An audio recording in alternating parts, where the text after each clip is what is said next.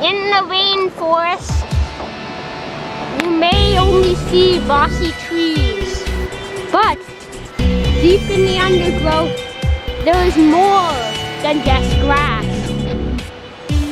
Moss is everywhere, and there is also fungus. The small world of fungi. Awesome craft nature. Some plants in the undergrowth of the jungle need to get extra water, so they spread out long, tangly roots throughout the bed of moss. The moss carpet also holds many surprises with fungus. On this vertical slab of rock, moss and fungus grow.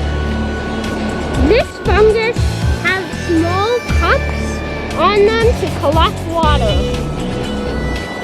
These small cups are fungus in these turquoise green fungi. Some of them even have tiny red flowers. These fungi look amazing. Other fungi also are long and spindly. They too grow on vertical beds of moss. Many amazing microplants live in the undergrowth of the jungle. What other surprises does the rainforest hold?